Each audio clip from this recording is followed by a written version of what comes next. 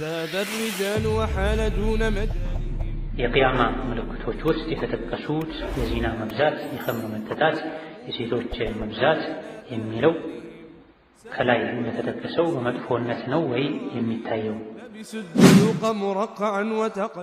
ሽንት ቤት ሻወር መውሰድ ይቻላል? ሴት ልጅ ቤቷ ውስጥ ሱሪ ብትለብስ እንዴት ይታያል?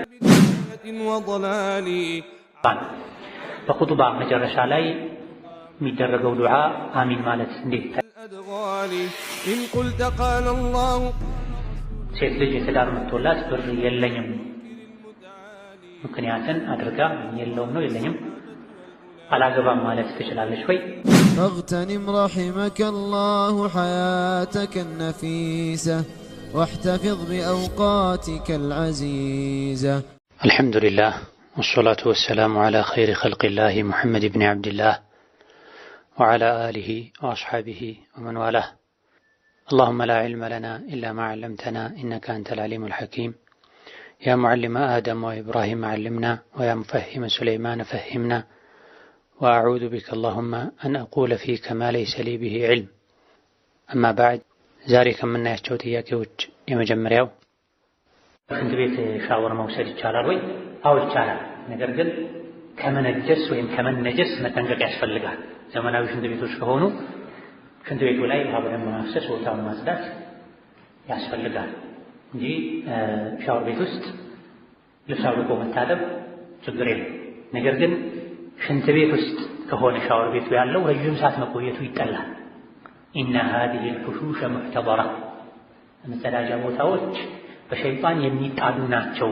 አንዳችሁ ጉዳዩን ከፈጸመ ቶሎ ይውጣ ስለተባለ መጸዳጃ ቤት ላይ ረጅም ጊዜ መቆየቱ አይገባም። ነገር ግን ዘመናዊ መጸዳጃ ቤቶች በሁሉም ነገር የመጸዳጃ ቤት ሁክም አይኖራቸውም። ምክንያቱም መጸዳጃ ቤት የሸይጣን መሰብሰቢያ ነው የተባለው ቦታው ቆሻሻ ስለሚሆን። አሁን ላይ ያሉ መጸዳጃ ቤቶች እንዲሁ መጸዳጃ ቦታ ናቸው፣ የተከለሉ ቦታዎች ናቸው እንጂ ቆሻሻው የሚኖረው ሌላ ቦታ ነው፣ ውሃ ይዞት ይሄዳል። ከዚህ አንፃር እንደ ድሮ መጸዳጃ ቤቶች አይደሉም በብዙ አህካም። የቂያማ ምልክቶች ውስጥ የተጠቀሱት የዚና መብዛት፣ የኸምር መጠጣት፣ የሴቶች መብዛት የሚለው ከላይ እንደተጠቀሰው በመጥፎነት ነው ወይ የሚታየው?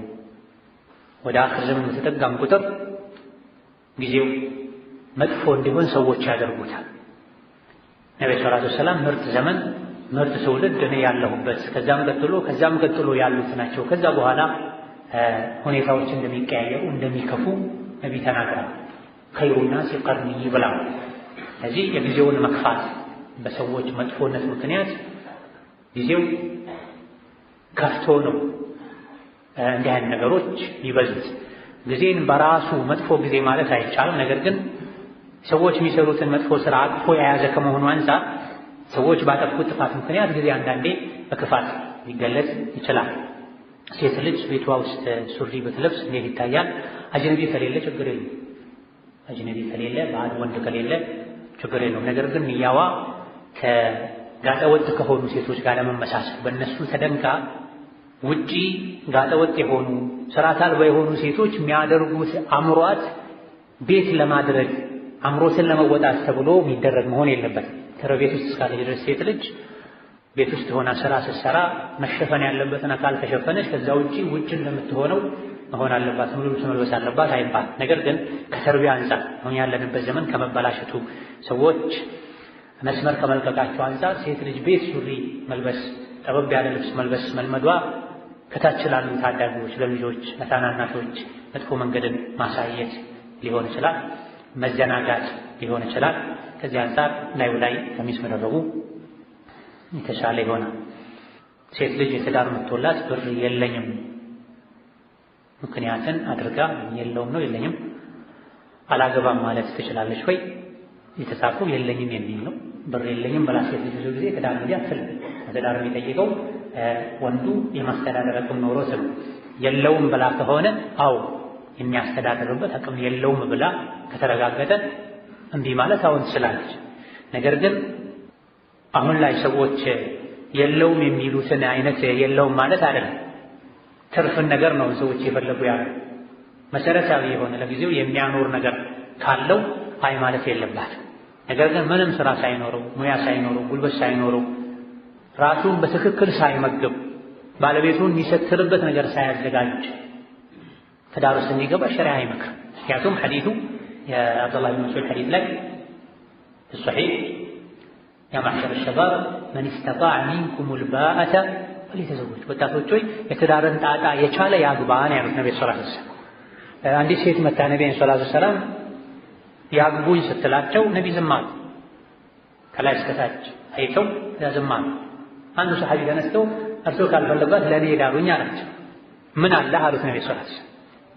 ከአስ ምን አለህ አሉ።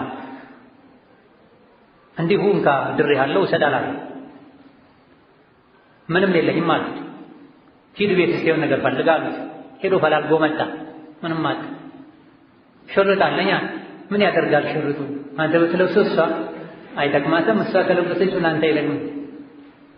መጨረሻ ላይ ቁርአን ሱራ እችላለሁ አላቸው። እንግዲያውስ አንተ ጋር ያለውን ቁርአን ልታስተምራት ድሬሃለዋ። ይሄ ዑለሞች እነ ኢብኑ ሐጀር ሌሎችም በርካታ መሰረቶችን እስቲንባጥ ያደረጉበት ነው። እኛ የምንፈልገው ፊቱ ነው። ምን አለህ ብለዋል ነብዩ ሰለላሁ ዐለይሂ ወሰለም። ማስተዳደር የሚችልበት ካለው በቂ ነው። ትርፉን፣ ቆንጆቱን፣ ሰፊውን ሀብት ፈልጋ መመለሱ አይገባም። ከእሷ ጋር እስኳል አግባ፣ ቤቷ ሆኖ ይረዝቃት ጌታ አንተም ቤት ሆና ይረዝቃታል ብለዋል ታቢዒዎች። ስለዚህ ወሰጥ መሆን ያስፈልጋል። ሁሉ ነገር ተሟልቶ እንጂ አላገባም፣ ሁሉን ነገር ላሟላ ሰው እንጂ ልጄን አልሰጥም የሚለውን የተወገደ ጠርዝ ነው። ምንም ሳይኖር ኃላፊነት መውሰዱም ሌላኛው የተወገዘ ጠርዝ ነው። ሴት እና ወንድ ለትዳር ተፈላልገው ሲተያዩ ድምፅሽን ወይም ድምፅህን ቁርአን ስትቀራ አሰማኝ ማለት ይችላሉ ወይ? ፉቃሃዎች ረሒመሁሙላህ ተዓላ ለትዳር የተጫጩ የሚፈላለጉ ሰዎች ሲተያዩ ድምፅ መፈተሽ ይችላሉ ብላ እየተነጋገሩ ማይስማማ አይነት ድምፅ ያለው ሰው ሊኖር ይችላል። ድምፁ እንደዚህ አይነት ሰው ደስ አይለኝም የሚል ሰው ሊኖር ይችላል። ስለዚህ የድምፅ ሁኔታውን ለመለካት ቢያናግር ችግር የለውም ብሏል። ኢብኑ ዑሰይሚንም ሌሎችም ጠቅሰውታል።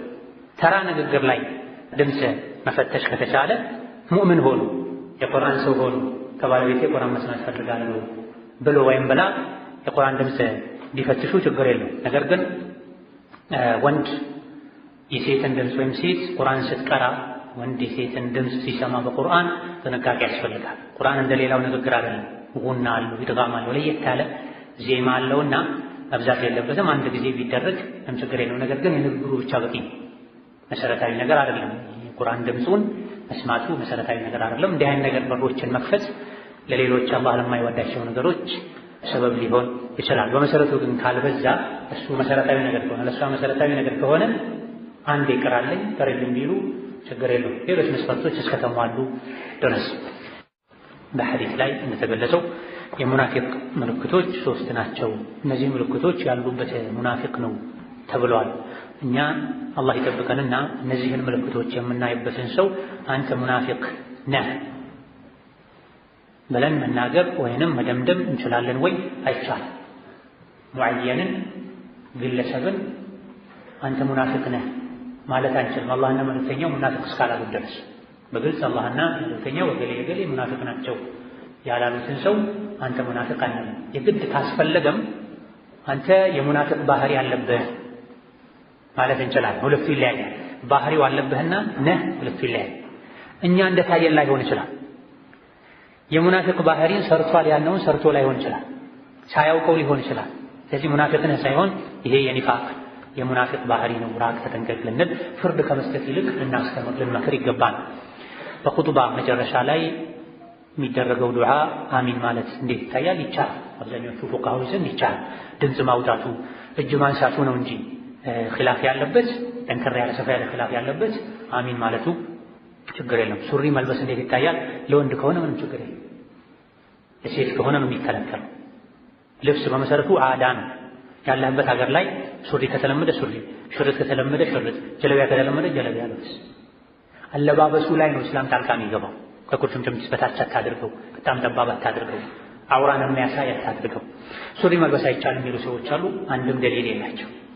ከካፍሮች ጋር ተሸቡህ ነው ይላሉ። በመሰረቱ እንኳን ተሸቡህ ቢሆን ካፍሮች ቢጀምሩት ከዛ በኋላ የጋራ ከሆነ ችግር እንደሌለው በርካታ ሊቃውንት ተናግረዋል። ባሏ ባልተፈቀደ መንገድ የሚገናኛት ሴት ከእሷ ጋር መቀጠል ትችላለች ወይ? አትችልም። ጥያቄው ራሱ ከባድ ነው። ወንጀል ላይ ኢስራር ማድረግ ነው። ሲገናኛት የነበረ ቢሆን እንኳን ጥሩን ያበላሹትን ለማስተካከል በዝሙት የተገናኙ ጥንዶች በሐራም ከተገናኙ ከዛ በኋላ በሐላል መቀጠል የለባቸው። አዛኒ ላይ እንኪሁ ኢላ ዛኒያ ብላ ዝሙተኛን እንጂ ያገባም ዝሙት የነጀሰው ሰው እዛው ከመሰሉ ጋር ይቀጥል። ነገር ግን ራጅህ ትክክለኛው ከተውበቱ ችግር ተውበት ሁሉ ነገር ያጥባል። ኩፍርን እንኳን ያጥባል። ኩፍር ከዝሙት የሚበስ ወንጀል። ስለዚህ በዝሙት የተገናኙ ሰዎች ሁለት ነገር አድርገው መጋባት ይችላሉ። አንደኛው ተውበተው ቀጥ አድርገው ቆመው መተውበት አለባቸው፣ ሁለቱም የምር ተውበት። ሁለተኛው የሴቷ ማህፀን ነፃ መሆኑ በሶስት ሐይድ መረጋገጥ አለበት ብዙሃኑ ዘንድ። ጥቂት ሊቃውንት አንድ ሐይድ ይበቃል ብላ አንድ ጊዜ ሐይድ አይታ ራጅሑ በላጩ ብዙሃን የመረጡት 3 ጊዜ ሐይድ አይታ ማህፀኗ ነፃ መሆኑ ከተረጋገጠ ከዛ በፊት ከተውበቱ አላ ሱነቲላሂ ወረሱሊሂ መጋባት ይችላሉ። ሌሎች መስፈርቶች ከተሟሉ። ሐይድ ማየት የጀመርኩት በ10 ዓመቴ ነው። እስከ 13 ዓመቴ ድረስ 3 ረመዳኖችን በትክክል አልጾምኩም። ማመዛዘን የምችልበት እድሜ አልነበረም። አሁን ቀዷ ማውጣት አለብኝ? ከፋራ ሲወስድብኛል? አዎ። የዲን ህግጋትን አለማወቁ መቀጣቱን ያስቀራል እንጂ ያበላሹትን ማስተካከልን አያስቀርም። ግዴታ መሆኑን ዘግይቶ ያወቀ ሰው ያኔ በጊዜው ለምን አላደረክም ተብሎ አይቀጣም። ባለማወቅ ከሆነ ይሄን ያደረገው ያውም የሚያውቅበት እድል ካልነበረው ነው። ከተማ ውስጥ የኖሩ ዒልም በየቤቱ እየደረሰ ሳያውቅ የደረሰው ባለማወቁም ይቀጣል፣ በማጥፋቱም ይቀጣል። ነገር ግን የእውቀት እድል ስላልነበረው ጥያቄዋ እንደምትለው ማመዛዘን የምችልበት እድሜ ላይ አልነበርኩም እንደተባለው ካልደረሱ ወላጅ ካላስተማር ጥፋቱ የወላጅ ነው። እዚህ በዛ በጊዜው አልጾምሽም ተብሎ ከመቀጣት አለማወቁ ያድናል፣ ዑድር ይሆናል። ነገር ግን ያበላሹትን ማስተካከል ግዴታ ነው። ዘካም እንደዚሁ ለብዙ ዓመት በእንደዚህ አይነት ንብረት ዘካ ያለ ይመስለኝ ነበር። የ10 ዓመት የ5 ዓመት አለብኝ ነው። አውጣ። ጾም በተለያየ ምክንያት ያለው ሰው አለ። አውጣ። ሳታውቅ በጊዜው ማለፉ እንዳትቀጣ ያደርጋል አለማወቅ። ነገር ግን የማስተካከሉ ግዴታ አይቀርልህም። 3 ቁልሁዎችን እቀራለሁ፣ አያተል ኩርሲ እቀራለሁ፣ ማታ 9 ሰዓት ተነስቼ አወራለሁ። ዚክር ከማድረጌ ጋር ማታ እረብሻለሁ ለማለት ነው ጥያቄው ይመስለኛል። መቅራቱ ብቻ አይደለም ሰላም የሚሰጠው ሸይጣንን የሚከላከለው አቀራሩ ውስጥ ላይ ያለው እምነት ይወስነዋል። ሰይፍን የያዘ ሁሉ ሽጉጥ የያዘ ሁሉ አደጋ አይደርስበትም ማለት አይደለም። አያያዙ ይወስነዋልና በምን መልኩ ነው የተቀራው? በምን ንያ ነው የተቀራው? ሌሎች ሲሄን የሚያፈርሱ ወንጀሎች የሉም ወይ? ቆሻሻ ነገር ሲያዩ ቆሻሻ ነገር ሲሰሙ ቆይቶ ሲተኙ ቁል ወላሂ አህድ እንዲቀሩ ምንም ጥቅም አይኖርም። ያ ያከሽፈዋል። ስለዚህ ሌሎች ነገሮችን መመርመር መፈተሽ ያስፈልጋል። ከሶላት ሲያሰላምቱ መዳፎች ከፍ ዝቅ ማድረግ ሱና ነው ወይ? ሱና አይደለም፣ ክልክል። ብዙ ሰዎች ሲያደርጉ ስላዩ ሰዎች ሱና ይመስላቸው።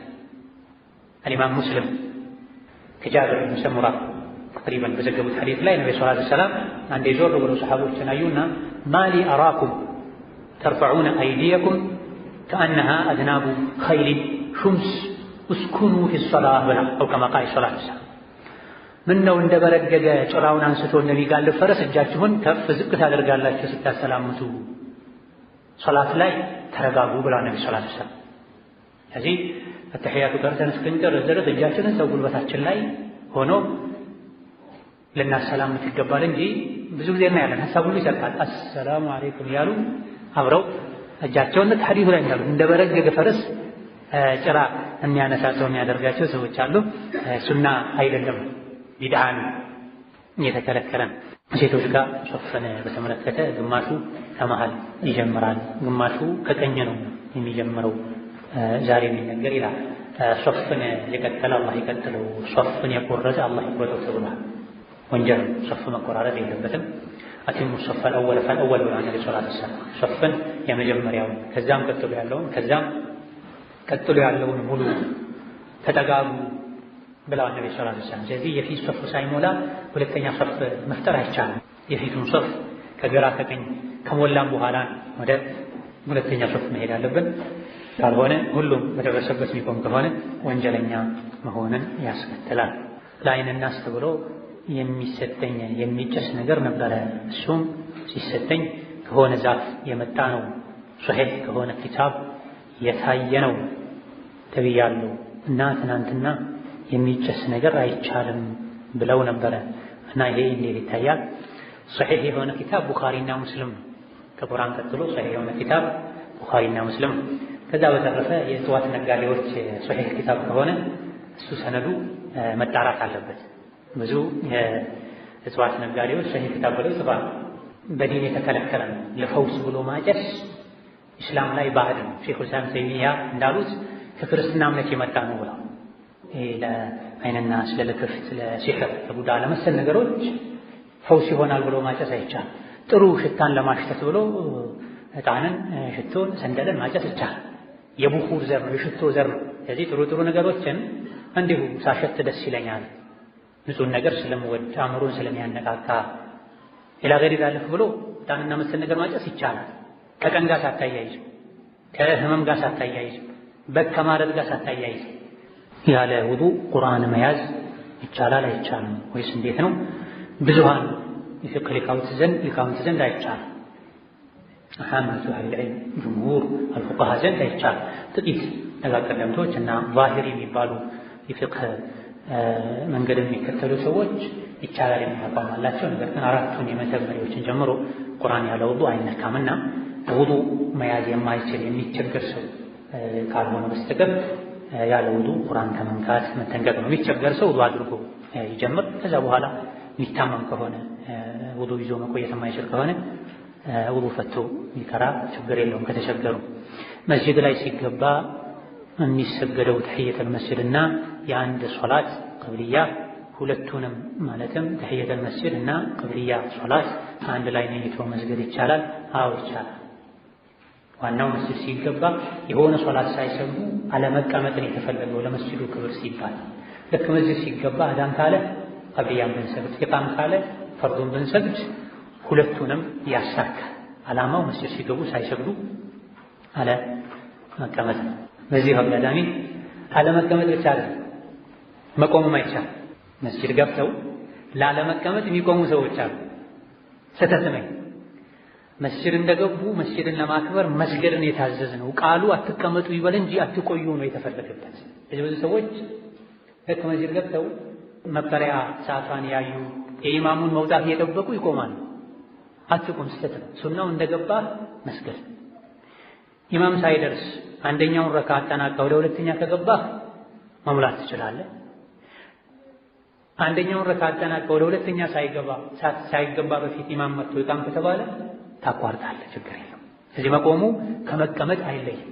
መቀመጥም የተከለከለ ነው፣ ገብቶ መቆምም የተከለከለ ነው። ሌላው ሴት ሕፃኖችን ይዛችሁ ወንዶች መስገጃ የምትገቡ አላችሁ።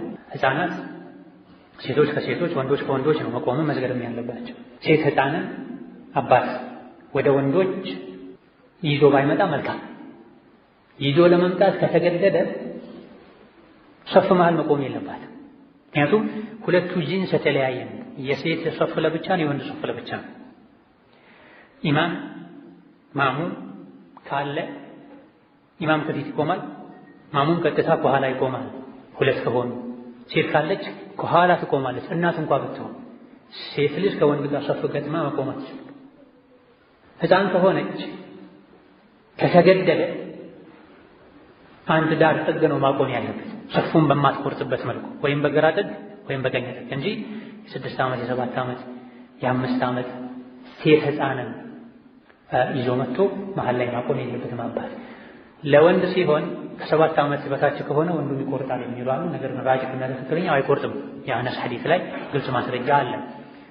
ወንድ ከወንዶች ጋር እስከሆነ ድረስ ችግር የለውም። ማይረብሽ የሰፉን የለቀቀ ማይሄድ ከሆነ የሚረብሽ ሰፉን ለቆ የሚሄድ ከሆነ ነው ማምጣት የለብህም የሚባለው። ሴትን ግን ለማምጣት ከተገደደ አስገዳጅ ሁኔታ ካለ በግራ ወይም በቀኝ ጥግ ማቆም፣ አሊያ ደግሞ ፊት ለፊት ቁጭ ብላ እንድትጫወት ማድረግ ነው። هذا الله تعالى أعلم. يتكرر ሌላ ጊዜ እንመለሳለን። ወሰላሙ አለይኩም ወረሕመቱላሂ ወበረካቱህ።